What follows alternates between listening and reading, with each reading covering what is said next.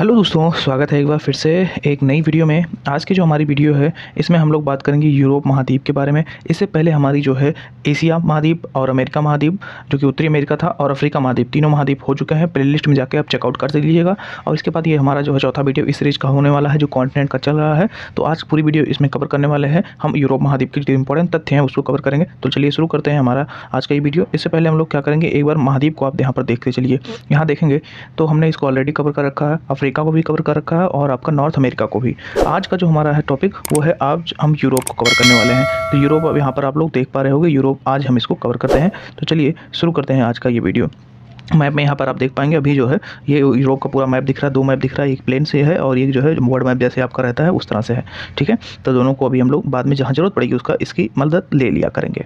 तो चलिए शुरू करते हैं। तो सबसे पहले आप लोग यहाँ पर देखेंगे, आज हमारा जो ये वाला यूरोप महाद्वीप है, इसमें इंपॉर्टेंट तथ्य की बात अगर करें तो आपका जो महाद्वीप है, कौन सा महाद्वीप, आपका ये महाद्वीप यूरोप महाद्वीप, इसमें टोटल 46 देश हैं। ठीक है, अब बात करें जो आपका यूराल पर्वत है और काकेशस पर्वत है, ये एशिया, ठीक है, यूराल पर्वत और काकेशस पर्वत क्या करता है, आपके एशिया महाद्वीप को और आपके यूरोप महाद्वीप को, दोनों को जो है अलग करने का काम करती हैं। तो पूछा जाए यूराल पर्वत और काकेशस पर्वत किन दो महाद्वीपों को अलग करती हैं, तो आपका एशिया महाद्वीप एक होगा और दूसरा आपका हो जाएगा यूरोप महाद्वीप। ठीक है, आपका जो ये विश्व का सबसे ज़्यादा नगरीकृत महाद्वीप है वो कौन सा कहलाता है, तो आपका यही यूरोप महाद्वीप सबसे ज़्यादा नगरीकृत, मतलब सबसे ज़्यादा यहाँ सिटीज़ हैं। जो भी आपके देश है बहुत ज़्यादा सिटी यहाँ पर है। तो पूछा जाएगा तो आपका राइट आंसर यहाँ पर लगाएंगे कि जब सबसे ज़्यादा जो नगरीकृत है वो कौन सा है, आपका यूरोप महाद्वीप है। ठीक है, चलिए इसके बाद अगला हम लोग देखते हैं। आगे आप लोग जब बढ़ेंगे तो यहाँ पर आप लोग देख पाएंगे कि हमारा जो यूरोप महाद्वीप है, ठीक है, पूरब में उत्तर में किस किस चीज़ जो है आपका ढका हुआ है। ढका इट मीन्स कि किस किस से घिरा हुआ है, उसको बात करेंगे। मैप में भी आपको दिखाएंगे। यहाँ पर मैप जैसे आप देखेंगे तो यहाँ पर देख पा रहे हो कि यहाँ पर आपको पूरा दिख रहा होगा, ये समुद्री क्षेत्र दिख रहा है सब, ये प्रशांत महासागर की तरह, जैसे अटलांटिक महासागर ये पूरा दिख रहा है। ठीक है, तो यहाँ पर मेडिटेरियन सी दिख रहा है आप लोगों को। तो इस तरह से इसको हम लोग किन किन चीज़ों से घिरा है इसके जब पढ़ने के तो आपको पता होना चाहिए कि जो उत्तरी, ठीक है, उत्तरी क्षेत्र है आपके यूरोप महाद्वीप का, वो किससे घिरा हुआ है, तो उत्तरी ध्रुव सागर जो है, यानी कि जो ऊपर से आपका आर्कटिक क्षेत्र पड़ता है, आर्कटिक जो सागर है उससे घिरा हुआ है। और दक्षिण की बात करें तो अभी हमने बताया मेडिटेरियन सी या जिसे भूमध्य सागर कहते हैं उससे घिरा हुआ है। अब बात करते हैं कि जो है आपका काला सागर और भूमध्य सागर साथ ही में सटे हुए हैं, दोनों को यहाँ पर देख पाओगे। यहाँ पर ये दोनों आपको यहाँ पर दिख पाएंगे। ठीक है, ब्लैक सी यहाँ पर दिख पाएगा आपको, ये वाला पार्ट जो है आपको यहाँ पर क्लियर आप लोग देख पा रहे होगे। ये यहाँ पर देखेंगे तो ब्लैक सी आपको यहाँ पर अच्छे से दिख रहा होगा, ये ब्लैक सी है, यहाँ पर आप मेडिटेरियन सी दिख पा रहे हैं, यही मेडिटेरियन दोनों साथ ही में है। तो इस तरह से इसको याद कर पाएंगे। अगर हम लोग यहाँ पर अब देखें कि जो पश्चिम क्षेत्र है इसका, तो पश्चिमी क्षेत्र किससे, आपका अंदर महासागर जिसे हम आर्कटिक महासागर कहते हैं, सॉरी आर्कटिक नहीं, अंटार्कटिक महासागर। ठीक है, अंटार्कटिका महाद्वीप है, ठीक है, वो उससे कंफ्यूज मत हो जाइएगा। अटलांटिक, अंटार्कटिका, आर्कटिक तीनों अलग अलग चीज़ें हैं। तीनों अलग कैसे कि ये क्षेत्र जो हम बात कर रहे हैं यहाँ पर आप लोग देखेंगे तो ये वाला जो सागर है, पूरा महासागर है, ये आपका अटलांटिक है। ठीक है, और नीचे वाला जो क्षेत्र आता है जो महाद्वीप की बात करते हैं वो अंटार्कटिका है, और ऊपर वाली जो क्षेत्र आर्कटिक महासागर है। ये तीनों आप कंफ्यूज मत होइएगा इसमें। ठीक है, इतना हो गया। अब इसके बाद हम लोग बात करेंगे यहाँ पर अपने नेक्स्ट की यूरोप महाद्वीप में और क्या इंपॉर्टेंट फैक्ट है। तो उसमें आप लोग देखेंगे कि यूरोप का जो सर्वोच्च शिखर जब पूछा जाएगा, एल्ब्रुज जो है, ठीक है, एल्ब्रुज क्या है, सर्वोच्च शिखर है, 5642 मीटर है। ये कहाँ पड़ता है, ये रूस में पड़ता है, क्योंकि रूस का कुछ हिस्सा आपका यूरोप में कुछ एशिया में पड़ता है। तो साथ में दोनों को आपको याद रखना है कि जो एल्ब्रुज है वो रूस में पड़ता है। ठीक है, अब आल्प्स की बात करें तो आल्प्स की जब सबसे ऊँची चोटी परीक्षाओं बहुत पूछा जाता है, तो माउंट ब्लैक जो है, ठीक है, 4810 मीटर इसकी ऊँचाई, ये कहाँ पड़ता है, आपका फ्रांस में पड़ता है। ये भी आप याद रखेंगे, फ्रांस में जो है माउंट ब्लैक है। ठीक, आल्प्स पर्वत याद रखेंगे, आल्प्स जो है उसकी सबसे छोटी जो ऊंची है वो ब्लैक जो है माउंटेन है आपका। ठीक, याद रखेंगे। इसके बाद मैटर्न हॉर्न जो है, आल्प्स की मैटर्न हॉर्न जो चोटी है, ये पूछी जाती है कहाँ कहाँ के जो सीमाएं हैं किन किन देशों के, तो पूछी जाती है। तो इसको आप याद रखेंगे, स्विट्जरलैंड है और इटली, इनकी सीमा पर आपका पड़ता है मैटर्न हॉर्न। ठीक है, इतना आपको कन्फर्म हो चुका होगा। तो एक बार फिर से हम लोग यहाँ पर देख लेते हैं। ठीक, यहाँ कितने देश हैं, तो आपके 46 देश यूरोप में पड़ते हैं। यूराल और काकेशस जो है ये क्या करता है, ये आपके एशिया यूरोप को अलग करता है। सबसे नगरीकृत ये यूरोप आपका देश है, मतलब महाद्वीप है। इसके साथ आपका उत्तरी ध्रुव से घिरा हुआ है, भूमध्य सागर के साथ साथ काला सागर से घिरा हुआ है, और आपका पश्चिम में अंध महासागर से घिरा हुआ है। पूरब में तो लैंड इसकी काफ़ी है, जो है कि आपका एशिया पूरा जुड़ा हुआ है। तो ये भी आप याद रखेंगे। सर्वोच्च शिखर जब पूछा जाए यूरोप का, तो आपका एल्ब्रुज है। ठीक है, और आल्प्स की सर्वोच्च चोटी पूछी जाए तो आपका माउंट ब्लैक है, ये भी याद रखेंगे। और जो पूछा जाता है कि स्विट्जरलैंड और इटली की सीमा पे कौन सा पर्वत है, तो आल्प्स की जो एक चोटी है मैटरहॉर्न, ठीक है, ये आपका उसकी जो है आपके स्विट्जरलैंड इटली के सीमा पर है। ये दोनों आप याद रखेंगे। ठीक है, आगे हम लोग बढ़ते हैं। आगे आप लोग यहाँ पर देखेंगे कि आपका राइन जो है, ठीक है, राइन नदी है, ये राइन नदी का जो जलमार्ग है, ठीक है, राइन नदी है पूरी, क्योंकि उससे जो है व्यापार होता है, ट्रेड होता है, तो एक जलमार्ग काम करता है। ये सबसे ज़्यादा यूरोप का सबसे व्यस्तम जो है अंतःस्थलीय का मतलब स्थलों के मतलब ये पूरा एक देश के अंदर से अगर जो कहीं काट के जो आपकी नदियाँ बनी हैं, ये ऐसे ट्रैवल करने का मतलब महासागर में तो खुला होता है, लेकिन जब कोई देश के अंदर ही कहीं ट्रैवल हो, ट्रेड हो नदियों के माध्यम से, तो उसे अंतःस्थलीय जो है जलमार्ग कहते हैं, ठीक है। तो ये सर्वाधिक व्यस्त जो है पूछा जाएगा, तो अंतःस्थलीय कौन है? राइन नदी, ये आप याद रखेंगे, ठीक है। जर्मनी में आपको याद रहना चाहिए कि जर्मनी में आपका ब्लैक फॉरेस्ट जो है राइन नदी के किनारे पे स्थित है, ये साथ में ही आप याद रखेंगे, ठीक है। कोई दिक्कत यहाँ पर आपको नहीं होगी, ठीक। अब आगे अगर हम लोग देखते हैं तो यहाँ पर आगे आप लोग को एक चीज़ नोटिस यहाँ पर करना है कि आप लोग देखेंगे कि यूरोप का जो सबसे बड़ा, ठीक है, सबसे महत्वपूर्ण अगर पूछा जाए तो आपका सबसे महत्वपूर्ण रेल मार्ग का है ओरिएंट, ठीक है। ओरिएंट से रेल मार्ग है सबसे महत्वपूर्ण आपका यूरोप का जो है ये रेल मार्ग होने वाला है, ठीक है, जो कि कहाँ से कहाँ तक जाती है। अगर ये पूछा जाए कहाँ से कहाँ तक इसका जो है विस्तार है, तो ये जो फ्रांस का पेरिस नगर है, ठीक है, फ्रांस के पेरिस नगर से लेकर टर्की के कुस्तुनतुनिया नगर तक ये पूरा फैला हुआ है, वहाँ से लेकर यानी कि फ्रांस के लेकर ये आपका टर्की तक पूरा फैला हुआ है, ये आप इसको याद रखेंगे। इसके बाद हमारा नेक्स्ट जो आता है, नेक्स्ट उसमें आप लोग देखेंगे कि इसके क्षेत्रफल की दृष्टि की बात करें, कि क्षेत्रफल की दृष्टि के रूस जो है, यहाँ जो पार्ट है रूस में, कुछ पार्ट रूस का इसमें यूरोप में है, कुछ एशिया में है, तो रूस इन दोनों को मिला के तो रूस सबसे बड़ा देश है, ये भी आप याद रखेंगे। ये जो है यूरोप महाद्वीप में भी इसका हिस्सा पड़ता है, साथ ही में आप याद रखेंगे। यहाँ पर आप लोग देख भी पाएंगे, आपको मैप में अगर दिखाएं तो यहाँ मैप में आप लोग यहाँ पर देखिएगा तो रूस का ये पार्ट आपको दिख रहा होगा, ये रूस का है, ठीक है, और इसका आधा पार्ट किसमें है? आपका एशिया में है, तो यूरोप में भी रूस है और एशिया में भी, ठीक है, तो ये आप याद रखेंगे।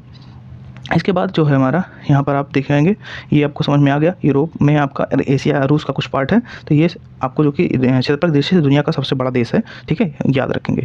इसके बाद हम बात करते हैं, आप यहाँ पर देखेंगे कि जो स्विट्ज़रलैंड है, ठीक है, यूरोप में जो आपका स्विट्ज़रलैंड पड़ता है, इसी को हम प्लेग्राउंड कहते हैं यूरोप का। क्यों कहते हैं? क्योंकि ये बहुत बड़ा मतलब खेला जाता है गेम, बहुत सारी चीज़ों के कारण यहाँ जो है पूछा जाएगा एग्जाम में आपसे कि बताइए कि यूरोप का खेल का मैदान, ठीक है, किसे कहा जाता है? तो स्विट्ज़रलैंड को खेल का मैदान कहा जाता है, ये आप याद रखेंगे। इसके बाद अगर हम लोग बात करते हैं तो मरीज़ पूछा जाता है, सीधे पूछ लिया जाता है परीक्षाओं में कि यूरोप का मरीज़ किसे कहते हैं। तो यूरोप का मरीज़ की बात करें तो टर्की जो है उसे हम क्या कहते हैं? मरीज़ कहते हैं यूरोप का, ये साथ में याद रखेंगे।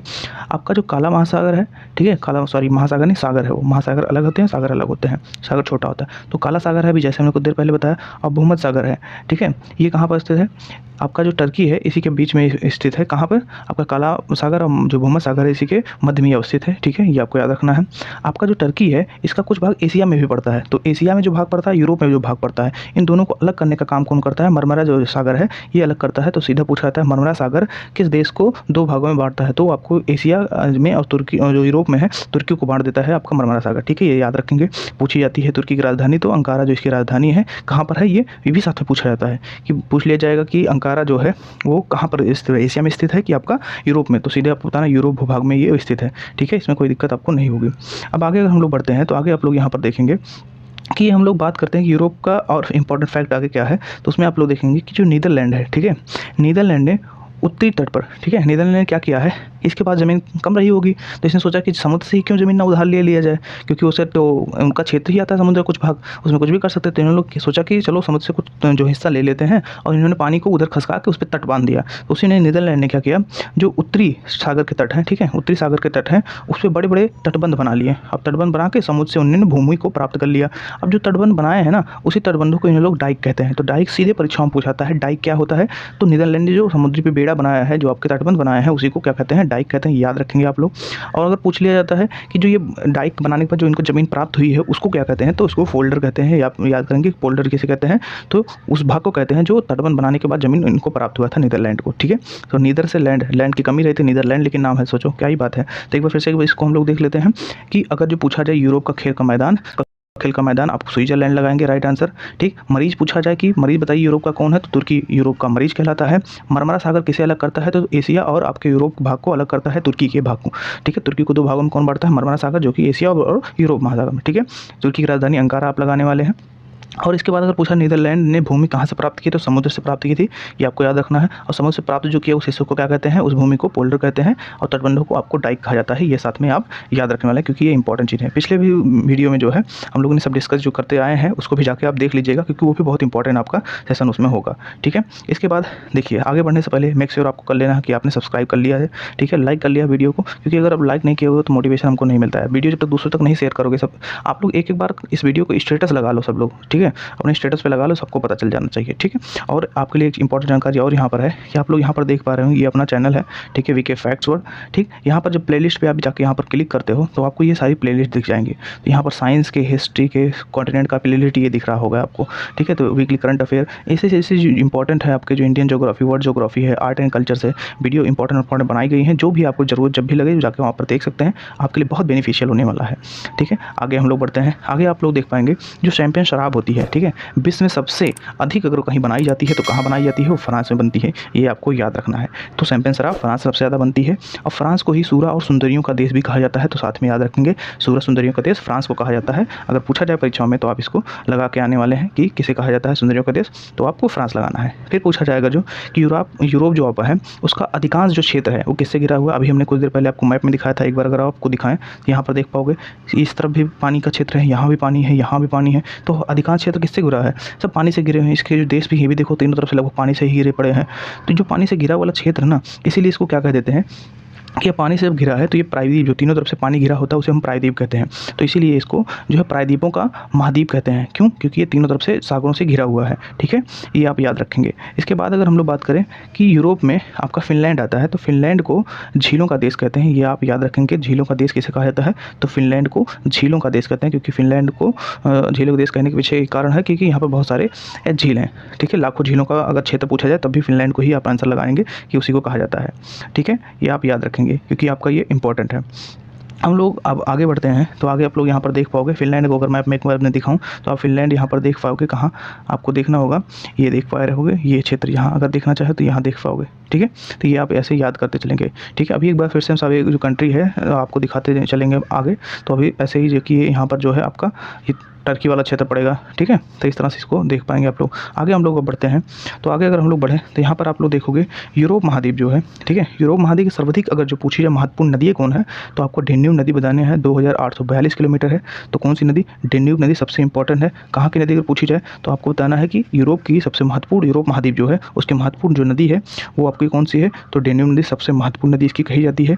अच्छा, इस नदी जो है कहाँ कहाँ से होकर गुजरती है, तो ऑस्ट्रिया, ठीक है, ऑस्ट्रिया, बुल्गारिया, चेक, स्लोवाकिया, आपका यूगोस्लाविया और आपका रोमानिया, यहाँ से होकर ये बहती है और जाके कहाँ जमती है, जो यूक्रेन की सीमा है उसके निकट, ठीक है, सीमा के निकट आपका काला सागर है। आपको फिगर में भी कुछ देर पहले हमने दिखाया था, यहाँ पर आप देख पाओगे, ठीक है। ये आपको यहाँ पर ब्लैक सी दिख रहा होगा, यहाँ पर आप सही देख पाओगे, यूक्रेन है ये, यूक्रेन के पास यहाँ पर एक सेकंड, ये यूक्रेन दिख रहे हो, उसी के जस्ट पास ये ब्लैक सी है।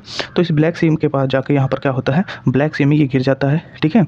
अब डेन्यूब जो नदी है इसके तट पर कौन कौन सी चीज़ें हैं, कौन कौन से बंदरगाह हैं, तो बुडापेस्ट, ठीक है, बुखारेस्ट और वियना, ठीक है, वियना, और इसके बाद बेलग्रेड जो है बंदरगाह, ये अगर पूछी जाए तो ये डेन्यूब नदी के तट पर है। आपको ये साथ ही साथ याद रखना है, ठीक है, इसमें कोई दिक्कत आपको नहीं होगी याद करने में। तो अगर हम लोग अब आगे बढ़ें, क्योंकि यहाँ तक तो आपको चीज़ें समझ में आ ही चुकी होंगी कि हमारा जो है डेन्यूब नदी सबसे महत्वपूर्ण है, परीक्षाओं में ये पूछा जाता है, तो आपको याद जरूर रखना है। इसके बाद यहाँ पर आप लोग देखेंगे यूरोप की जो सबसे लंबी, ठीक है, यूरोप की सबसे लंबी नदी पूछी जाए तो वोल्गा नदी इसकी सबसे लंबी नदी होती है, साथ में आप इसको याद रखेंगे, ठीक है। वोल्गा नदी सबसे लंबी नदी कहाँ की, यूरोप की सबसे लंबी नदी है। इसी को क्या कहते हैं, इसी को कभी कभी ना जो डॉन नदी है उसमें जो है मिला दिया गया है, तो इसको बोला जाता है कि जो है वोल्गा नदी किस में मिला दिया गया था, तो आपको याद रखना है कि वोल्गा नदी को जो है आपके डॉन नदी में मिला दिया गया है, ठीक है।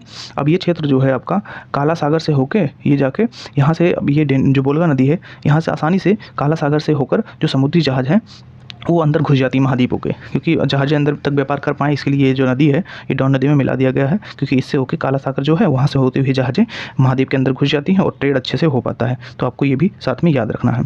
इसके बाद हम लोग बात करें यहाँ पर, ठीक, तो आगे हम लोग देखते हैं, तो जो हमारा यूरोप है उस यूरोप महाद्वीप में सबसे बड़ा अगर जो नगर पूछा जाए तो लंदन को अब सबसे बड़ा नगर बताया है, जो कि किस नदी के किनारे बसा हुआ है, तो टेम्स जो नदी है उसके किनारे बसा हुआ है, ये आपको याद रखना है, ठीक है। यहाँ तक चीज़ें समझ में आ गई होंगी। तो अगर जो पूछा जाए एक बार फिर से रिवीजन करते हैं, तो यूरोप महाद्वीप के बारे में पूछी जाए, यूरोप महाद्वीप सबसे महत्वपूर्ण नदी, तो आप लगाएंगे डेन्यूब नदी। इसकी जो लंबाई पूछी जाएगा कितने किलोमीटर है, 2842 किलोमीटर है, ठीक है। किस जगह से बहता है ये भी आप देख पा रहे होंगे, ठीक है। और ये जाके कहाँ गिरती है अगर पूछा जाए तो यूक्रेन के पास काला सागर जो है वहाँ जाके ये गिर जाती है। फिर यूक्रेन की सबसे अगर यूरोप की अगर सबसे लंबी नदी पूछी है तो वोल्गा नदी लगाने वाले हैं, 3687 आपका 87 जो है आपका किलोमीटर है, ये आप याद रखेंगे। फिर इसके बाद जो है आप यहाँ पर सबसे बड़ा नगर पूछा जाएगा यूरोप का कौन सा है, तो आप लंदन लगाएंगे जो कि टेम्स नदी किनारे है। ये आपको जरूरी बातें थी जो आपको याद रखनी थी। ठीक, आगे बढ़ते हैं हम लोग। आगे यहाँ पर आप लोग देख पाओगे आगे क्या पूछा जा रहा है, फ्रांस की जो राजधानी है, ठीक है, फ्रांस की राजधानी आपको सबको पता होगा पेरिस, ठीक है, आपको याद रखना होगा क्योंकि इंपॉर्टेंट है, बहुत बार पूछा जाता है। ठीक है, ये किस जगह पे बसा हुआ है, तो किस नदी पूछी जाए तो ये सीन नदी के तट पे बसा हुआ है, ये आप याद रखेंगे। ठीक है, यह विश्व का सबसे सुंदर नगर माना जाता है, ये भी साथ याद रखेंगे। विश्व का सबसे सुंदर नगर पूछा जाए तो आप फ्रांस आंसर लगाने वाले हैं, या फैशन की नगरी भी पूछी जाए तो इसे ही आप लगाने वाले हैं। ठीक है, कौन जो है फ्रांस का एक बहुत इंपॉर्टेंट शहर है, ये भी साथ में याद रखेंगे क्योंकि यहाँ पर जो है आपका कॉन फिल्म फेस्टिवल जो है यहीं जो है, इसीलिए मतलब ये जाना जाता है सबसे महत्वपूर्ण क्योंकि कॉन फिल्म फेस्टिवल यहीं पर होता है। ठीक है, ये चीज़ आपकी इंपॉर्टेंट है, आपका याद रखेंगे। अब हम लोग आगे बढ़ते हैं। आगे अगर हम लोग बढ़ें तो यहाँ पर आप लोग देखोगे यूरोप का जो यूक्रेन क्षेत्र है, ठीक है, प्रमुख गेहूं उत्पादन के रूप में जाना जाता है। तो विश्व में सबसे ज़्यादा गेहूं के उत्पादन की बात की थी, मतलब बहुत ज़्यादा मात्रा में गेहूं उत्पादन करता है, लोगों को ट्रेड करता है। इसीलिए आप लोग देखोगे जब यूक्रेन रूस का वार हो रहा था तो गेहूँ के जो है बहुत प्रॉब्लम हो गई थी, किल्लत हो गई थी। तो इसलिए आप इसको याद कर पाओगे, प्रमुख गेहूँ उत्पादक क्षेत्र कौन सा है, आपका यूक्रेन है। ठीक है, यूरोप में आपका ये पड़ता है। ठीक है, इसलिए इसको जो है विश्व का अन्न भंडार कहते हैं, या तो या रोटी की डलिया पूछी जाए तो ये क्योंकि गेहूं से ही रोटी बनता है, तो आप इसको याद करेंगे। ठीक है, यहाँ तक समझ में आ चुका होगा लोगों को कि क्या चीज़ें हैं। अब आगे बढ़ें तो इटली का, ठीक है, इटली का जो हम विश्व का जो दूसरा, ठीक है, विश्व का दूसरा सर्वाधिक अंगूर उत्पादन देश, ये आप याद रखेंगे। ठीक है, दूसरा सबसे ज़्यादा अंगूर कहाँ उत्पादन होता है, तो इटली में होता है, ये आप याद रखेंगे क्योंकि इटली की जलवायु इस तरह से है कि अंगूर के लिए रसीले जो फल होते हैं उनके लिए बहुत ही ज़्यादा ये उपयोगी होता है जलवायु, तो इसलिए इस जलवायु में जो है अंगूर इंपॉर्टेंट चीज़ है जो कि उगता है, आपको याद रखना है। ठीक है, तो एक बार फिर से एक बार हम लोग देखते हैं, तो सीन नदी के तट पर क्या है, पेरिस शहर है, आपको याद रखना है। फ्रांस जो है इसे हम क्या कहते हैं, तो सुंदर नगर विश्व का सबसे ज़्यादा है, ये याद रखेंगे। ठीक है, फैशन की नगरी इसे ही कहते हैं क्योंकि बहुत ज़्यादा फैशनी लोग यहाँ रहते होंगे शायद। ठीक है, और कॉर्न जो है फ्रांस का इंपॉर्टेंट शहर है क्योंकि कॉर्न फिल्म फेस्टिवल यहीं पर होता है, कहाँ, फ्रांस में। ठीक है, गेहूं का प्रमुख उत्पादन यूक्रेन है, साथ में याद रखेंगे। अन्न भंडार या जो कि रोटी की डलिया किसे कहते हैं, तो यूक्रेन को कहते हैं, याद रखेंगे। और सर्वाधिक अंगूर जो उत्पादन दूसरे नंबर पर कौन है, तो इटली है, इसे ही याद रखेंगे। इटली को ही भारत का जो है मतलब यूरोप का भारत कहते हैं। अभी आगे हम लोग इसको भी डिस्कस करने वाले हैं, तो इस सब चीज़ें आगे डिस्कस करते चलते हैं, बीच में क्यों टोके। तो चलिए बढ़ते हैं। ठीक है, यहाँ पर आप लोग देख पा रहे होगे, अगर मैं दिखाना चाहूँ आपको इटली, तो इटली आप यहाँ पर देख पा रहे होगे। ये देखो यहाँ के जलवायु जो भूमध्य सागर के पास के ना रसीले फलों के लिए बहुत ही ज़्यादा महत्वपूर्ण होता है, तो याद रखेंगे, ये बहुत इंपॉर्टेंट है। और ये आपका यूक्रेन दिख रहा है, तो पहले उसमें हम लोगों ने यही चीज़ें बात की थी। ठीक, तो आगे बढ़ते हैं। अब आगे अगर हम लोग बढ़ते हैं तो यहाँ पर आप लोग देखोगे यूरोप का जो ब्लैक फॉरेस्ट है, ये हार्ज पर्वत है, ये व्रतोंस जो पर्वत है, ऐसे पर्वत हैं, आप याद रखेंगे, ब्लैक फॉरेस्ट और आपका हार्ज पर्वत जो है दोनों, ठीक है, यूरोप में ही है, आप याद रखेंगे। इसके बाद अगर हम नेक्स्ट बात करें तो नेक्स्ट आप लोग देखोगे यूरोप को, अभी हमने कुछ देर पहले ही बताया है, तो यूरोप का भारत की पूछा जाए तो इटली को यूरोप का भारत कहा जाता है क्योंकि जैसे भारत में कृषि प्रधान देश है ना, तो उसी तरह से इटली भी कृषि प्रधान देश है। जलवायु वहाँ की देख रहे हो, चारों तरफ से पानी से घिरा पड़ा है, इसलिए। ठीक है, अब जो यहाँ पर हिमालय, जैसे हमारे यहाँ हिमालय है पर्वत हमारे ऊपर ही क्षेत्र में नॉर्थ में, तो उसी तरह से यहाँ पर आल्प्स पर्वत है, आपका याद रखेंगे। ठीक है, तो ये चीज़ें साथ में इंपॉर्टेंट था जो कि हमें बताना था आपको, ये साथ में आप नोट करते जाएंगे। जो चीज़ें नहीं याद हो रही हैं उसको नोट जरूर करते जाइएगा क्योंकि आपके लिए बहुत ज़्यादा इंपॉर्टेंट ये होगा। ठीक है, तो आल्प पर्वत की बात करें तो आल्प पर्वत का जो मतलब पूरे क्षेत्र में विस्तार है, पर्वत श्रेणी है एक ना, तो काफ़ी क्षेत्र में विस्तार होता है। तो आप याद रखेंगे कि जो आल्प पर्वत है इसका विस्तार कहाँ है सबसे ज़्यादा, तो स्विट्जरलैंड में इसका विस्तार, याद रखेंगे क्योंकि ये इंपॉर्टेंट फैक्ट इसका था। ठीक है, कोई दिक्कत यहाँ इसको आपको नहीं होगी। ठीक, इसके साथ ही आप लोग एक चीज़ इसमें देखिए, रिवीजन करने की बात अगर हम लोग करें तो रिवीजन में ब्लैक फॉरेस्ट और हार्ज पर्वत आपका यूरोप में ही है, इंपॉर्टेंट है याद करना। यूरोप का भारत किसे कहते हैं, इटली को कहते हैं क्योंकि हिमालय की तरह यहाँ भी आपका जो है आल्प्स है और कृषि प्रधान देश भी है आपका भारत की तरह इटली। ठीक है, आल्प पर्वत सर्वित विस्तार आपका स्विट्जरलैंड में इंपॉर्टेंट था, याद रखेंगे। ठीक, कोई दिक्कत नहीं होगी। आगे बढ़ते हैं।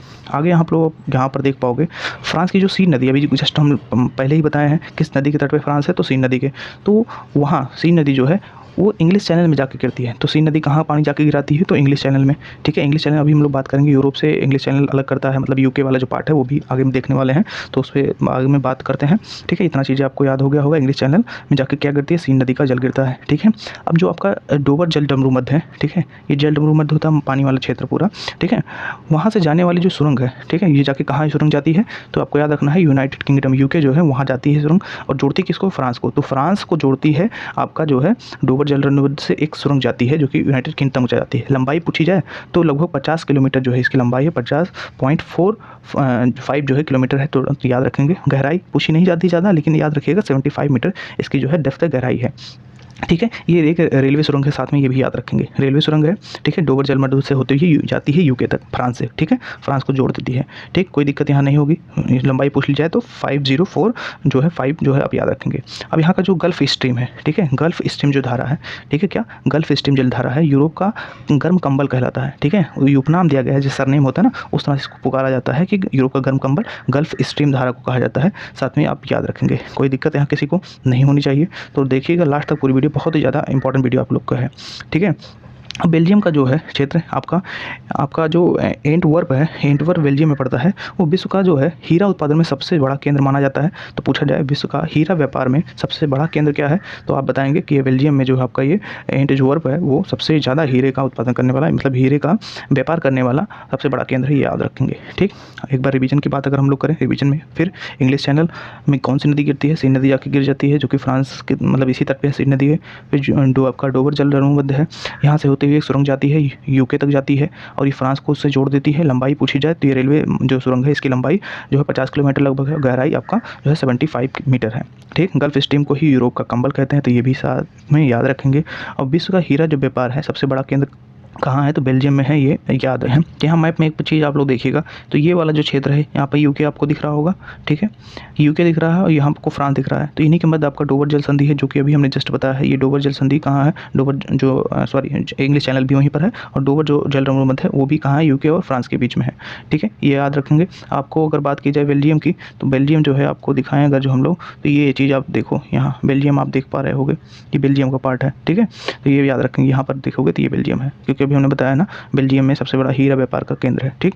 तो यहाँ तक हो गया, बातें कंफर्म हो गई होंगी। आगे बढ़ते हैं, तो आगे आप लोग देखोगे जो पो नदी है, इटली की गंगा पो नदी को कहते हैं, इंपॉर्टेंट है, याद रखेंगे, ठीक है। इसके बाद हम लोग आगे बढ़ें तो फ्रांस को भूमि और जलवायु जो क्षेत्र है, ठीक है, अगर जो फ्रांस का जो क्षेत्र जो है उसमें उसकी भूमि जो ऐसी है, मतलब देखने में यूरोप की तरह है, और आपको जो है उसकी जलवायु क्लाइमेट जो है वो भी यूरोप की दृष्टि से ही एकदम मतलब उससे मेल खाती है। इसीलिए लघु जो यूरोप है किसे कहते हैं, वो हम आपको फ्रांस को कह देते हैं लघु, ठीक है, लघु यूरोप। तो याद रखेंगे क्योंकि ये भी इंपॉर्टेंट है, क्योंकि उसके जलवायु और भूमि की दृष्टि से अगर बात किया जाए, ठीक है। इसके बाद हम लोग बात करें फ्रांस का जो क्षेत्र है, तो फ्रांस यूरोप का एक ऐसा देश है ना, एकमात्र ऐसा देश है जहाँ पर क्या करते हैं, जो उत्पादन होता है बहुत अधिक मात्रा में होते हैं, वो अपने ऊपर जो उत्पादन करते हैं उसी का सेवन करते हैं, वो अपने लिए आत्मनिर्भर बहुत ज़्यादा है। तो खाद्यान्न जो उत्पादन है उसमें वो आत्मनिर्भर है, इसीलिए इसे किसानों का देश भी कह लेते हैं। और जो आपका समुद्रों की रानी है, इसी ही को कहते हैं आपका समुद्रों की रानी पूछा जाए या किसानों का देश, तो आप लगाएंगे फ्रांस को कहते हैं, ठीक है। तो ये इंपॉर्टेंट जानकारियाँ थी जो आपको नोट करनी है। परीक्षा में देखो ऐसी चीज़ें कभी ना कभी 1-2 नंबर में पूछ लिए जाते हैं, तो याद रखना है।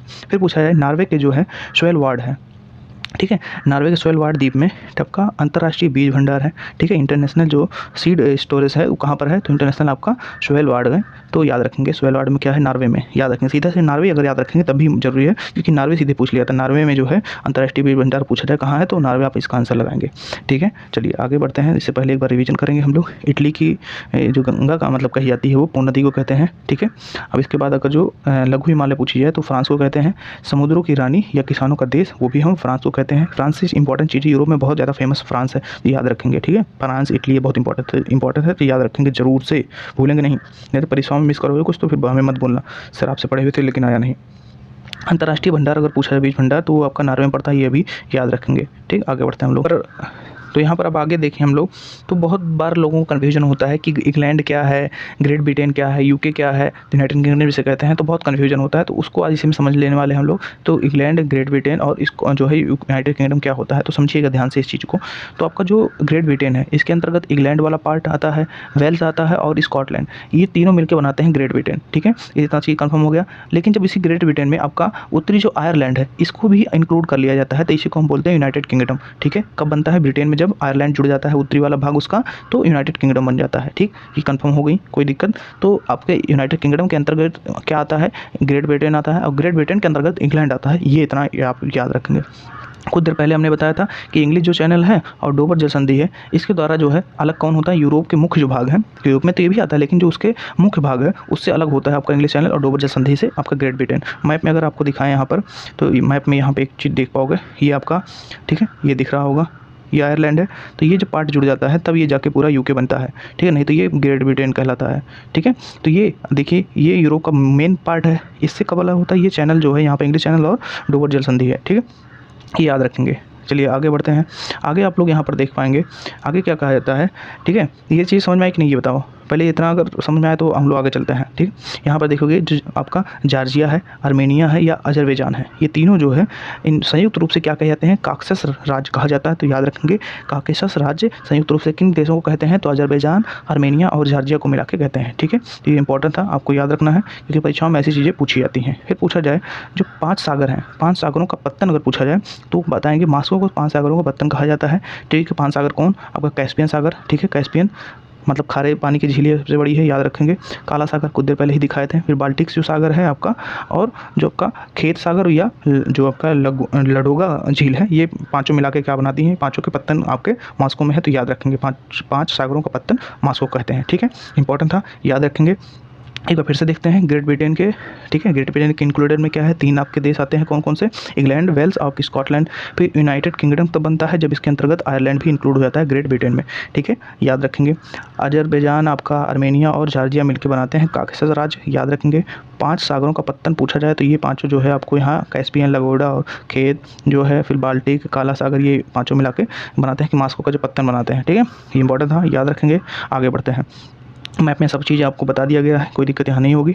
अब आगे देखते हैं, आगे देखेंगे तो यहाँ पर देखोगे यूरोप में जो जल विद्युत शक्ति है सर्वाधिक पूछी जाए कहाँ है, तो कहाँ विकास हुआ है, तो इटली का जो पार्ट है, क्योंकि पानी के क्षेत्र इसमें ज़्यादा है, और स्वीडन वाला पार्ट। इटली और स्वीडन दोनों सबसे ज़्यादा इलेक्ट्रिसिटी जो विद्युत उत्पादन करते हैं हाइड्रो से, याद रखेंगे। तो इलेक्ट्रिसिटी सबसे ज़्यादा जल से मतलब कहाँ उत्पादित की जाती है, तो यूरोप में इटली और स्वीडन में, ठीक है, इंपॉर्टेंट है, याद रखेंगे। तो इसलिए आपको यहाँ पर बताया जा रहा है क्योंकि पूछा भी जा सकता है परीक्षाओं में स्वीडन और उसके बारे में, ठीक। आगे है फ्रांस का जो वाइन यार्ड है, ठीक है, फ्रांस को वाइन यार्ड, और नॉर्वे को आपका फ्योर्ड जो तट है उसका देश है, ठीक है। फ्योर्ड तटों का देश कहता है। फ्योर्ड का मतलब होता है बहुत किनारे किनारे बड़ी बड़ी खाइयाँ होती हैं, ठीक है। ये इस तरह से आपके बहुत ऊंची ऊंची चोटियाँ होती हैं, जैसे कि आपके बर्फ़ के जो घाटियाँ होती हैं उसके बीच से पानी बहता रहता है, दोनों तरफ बहुत ऊंची ऊंची चट्टानें रहती हैं, उसी को फ्योर्ड कहते हैं। तो याद रखेंगे, इंपॉर्टेंट है, पूछा जाता है डायरेक्ट ऐसे ही क्वेश्चन, ठीक है।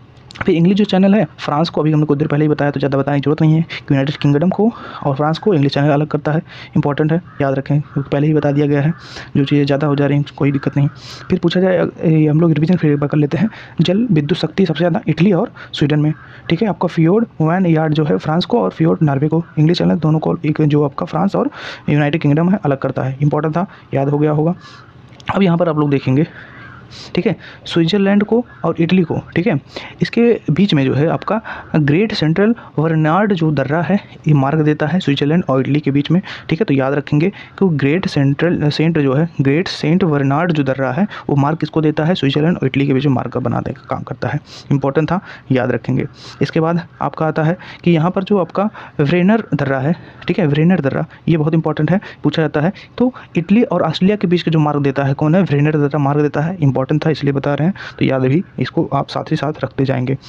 इसके बाद आपका है पेरिनीज जो पर्वत है, ठीक है, वो फ्रांस और स्पेन के बीच में सीमा बनाने वाला पर्वत है, याद रखेंगे, सीमा बनाने वाला पर्वत फ्रांस और स्पेन के बीच पेरिनीज पर्वत है, इंपॉर्टेंट था इसलिए आपको बताया जा रहा है, नोट इसको भी करिए।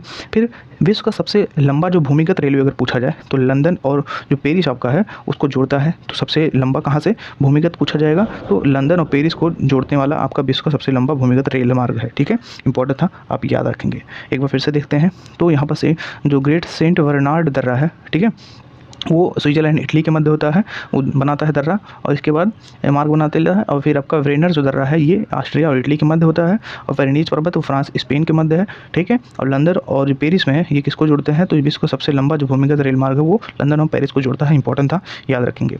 बस आज के लिए इतना ही, क्योंकि आज हमारी वीडियो जितनी इंपॉर्टेंट चीज़ें थी आपको यूरोप से रिलेटेड सब कुछ बता गया है। अब आपको सब्सक्राइब बस कर लेना, अगर नहीं किए हो यार कर लो, वीडियो देखो और सब्सक्राइब ना करो अच्छा नहीं लगता, लाइक कर दो भाई, कमेंट करके बताना अगर कोई और इंपॉर्टेंट वीडियो किसी चीज़ पे चाहते हो आप, कमेंट करके बता देना। मिलते हैं अगली वीडियो में, तब तक ले जय हिंद।